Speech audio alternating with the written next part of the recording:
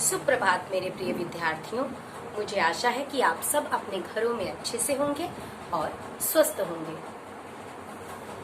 तो जब हम सब छोटे थे, मतलब आप तो छोटे हो, जब मैं छोटी थी तो मुझे मेरी नानी या मेरी दादी या फिर मेरी मम्मा भी मुझे स्टोरीज सुनाती थी। कभी छोटी स्टोरी, कभी बड़ी स्टोरी। तो जब भी रात होती थी मैं अपनी नानी से कहती थी, नानी नानी नानी और मेरी कहानी का टाइम हो गया, प्लीज मुझे सुना दो, तभी तो मुझे नींद आएगी।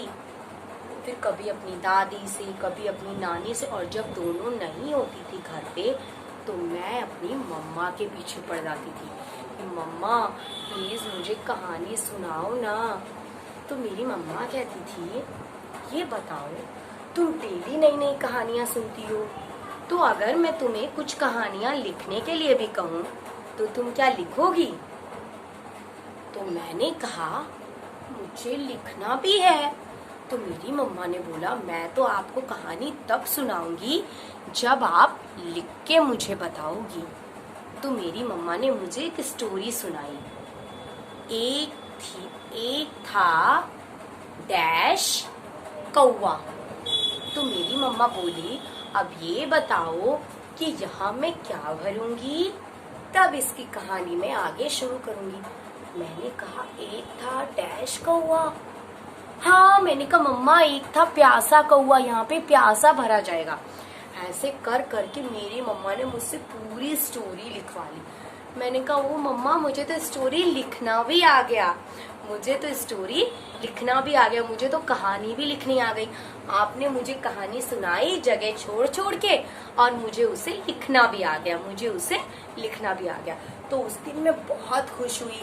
फिर मैंने अपनी नानी को बताया, अपनी दादी को बताया कि दादी मम्मा ने मुझे स्टोरी के साथ साथ उसको कैसे किया जाता है, लिखा कैसे जाता है, समझा कैसे जाता है, ये भी आज सिखाया है।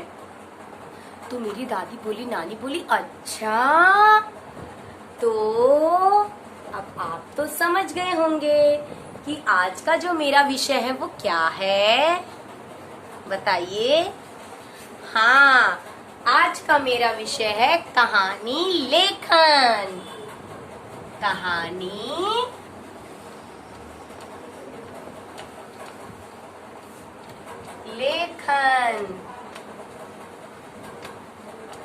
ये है मेरा आज का विषय। क्या है आज का विषय? अब कहानी लेखन क्या? तो बेटा कहानियां तो हम सब सुनते हैं, चाहे वो कहानी छोटी हो चाहे वो कहानी बड़ी हो। लेकिन जब हमें कभी उस कहानी को पूरा करने के लिए कहा जाता है, हम यहाँ कुछ लिखते हैं, कहते हैं यहाँ कुछ भरिए, कैसे पूरी होगी ये सब कहानियां, तो उसी सब से संबंधित आज का हम अध्याय पढ़ेंगे। क्या पढ़ेंगे? आज का अध्याय। उसी से संबंधित हम पढ़ेंगे, कहानी लेखन से संबंधित। तो हर कहानी, कोई भी कहानी हो, वो कोई ना कोई शिक्षा देके तो हमें जाती है। हर कहानी का कोई ना कोई क्या होता है, कुछ ना कुछ शिक्षा वो हमें देके जाती है ना कुछ सिखा के जाती है। कोई भी स्टोरी आप सुनिए, कोई भी कहानी आप सुनिए, उसी भी कहानी का कोई ना कोई अर्थ जरूर होता है। जैसे एक कहानी थी भेड़िया आया। उस कहानी से हमें क्या सीख मिली थी कि हमें बार बार झूठ नहीं बोलना चाहिए। अगर आप बार बार झूठ बोलोगे तो जब आप एक बार सच बोलोगे तो कोई आपकी बात का विश्वास नहीं करेगा। ऐसे कोई भी कहानी हो, चाहे वो भेड़िया आया हो, चाहे वो कोई भी हो, हर कहानी यही कोई ना कोई शिक्षा या कोई ना कोई सीख हमें देकर जाती है। तो आज की भी हमारी कहानी लेखन कुछ इसी प्रकार से है। उसमें हम कुछ लिखेंगे, कुछ पढ़ेंगे। तो आप सब मेरे साथ इस कहानी को पढ़िए और लिखिए भी। तो आप सब अपनी पुस्तक निकालिए और पुस्तक में पेज नंबर 47 पेज नंबर 47 खोलिए। पहले आप मेरे साथ इसको समझिए कि इसे कैसे किया जाता है और कैसे पढ़ा जाता है। तो आप सब रेडी हैं? तो आप सब अपनी हिंदी व्याकरण पुस्तक का पेज नंबर 47 पेज नंबर अध्याय नंबर 12 खोलिए और मेरे साथ इसको पढ़िए, समझिए और करिए। अब देखिए, ये है पेज नंबर 47, कहानी लेखन। हम अपने दादा दादी नाना नानी से कहानियां अवश्य सुनी होंगी। ये सबके मन को आकर्षित करती हैं, साथ ही हमें कोई ना कोई शिक्षा देती हैं। ठीक है, तो जब भी आप कोई कहानी हो तो कहानी रोचक, मनोरंजक और शिक्षाप्रद होनी चाहिए। अब देखिए, यहाँ कुछ शब्द लिखे हुए हैं और यहाँ कुछ चित्र बने हुए हैं। तो आज हम इस कहानी को इन चित्रों के जरिए, इन शब्दों के साथ पूरा करेंगे।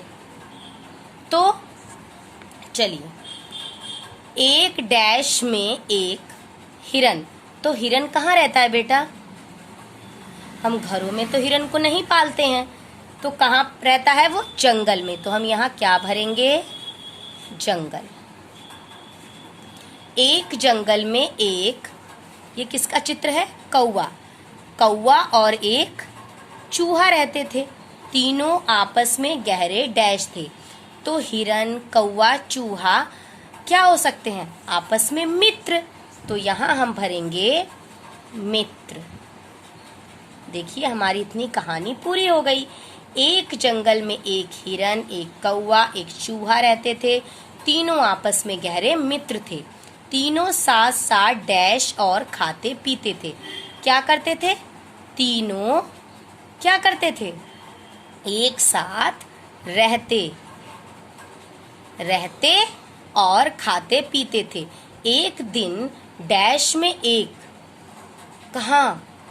एक दिन जंगल में, एक दिन जंगल में एक, ये बंदूक लेके कौन खड़ा है? जाल लेके? शिकारी आया। ये है शिकारी।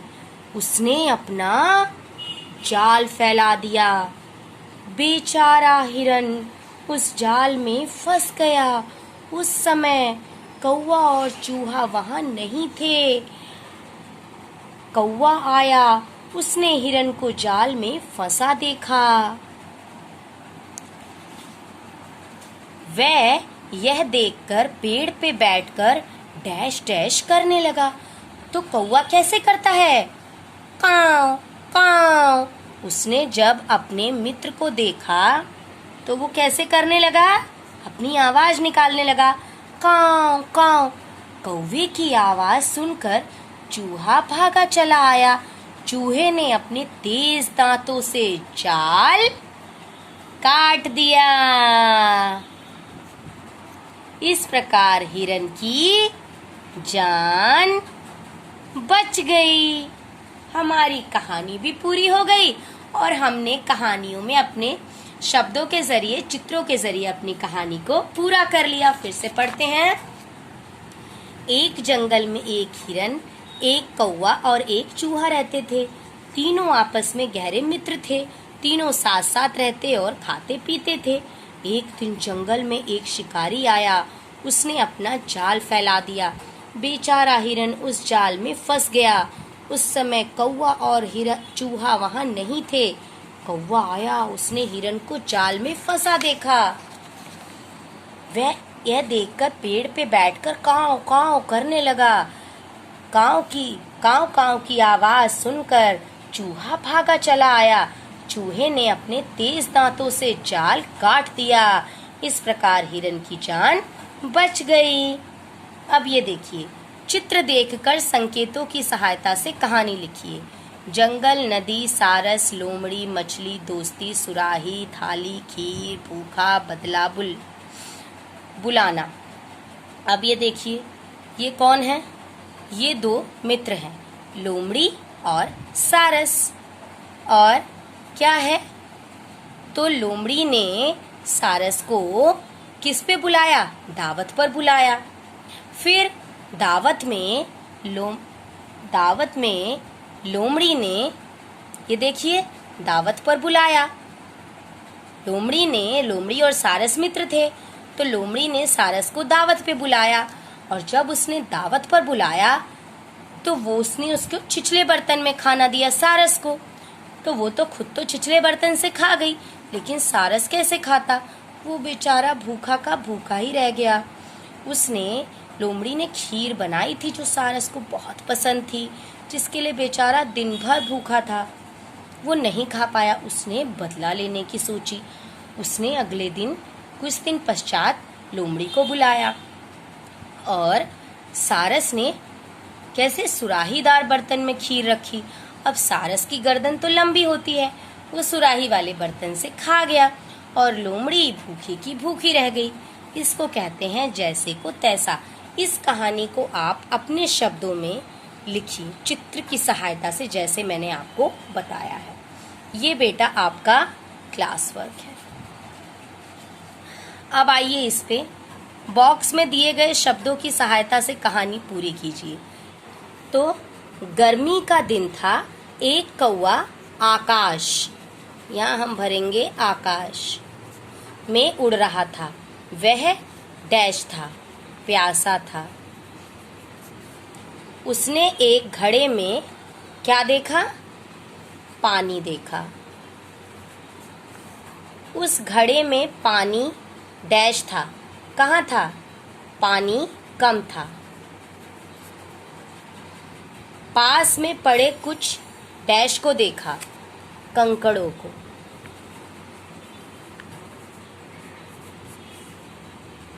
उसे एक क्या सूझा? उपाय। उसने डैश से उसने बारी बारी से एक एक कंकड़ घड़े में डाला।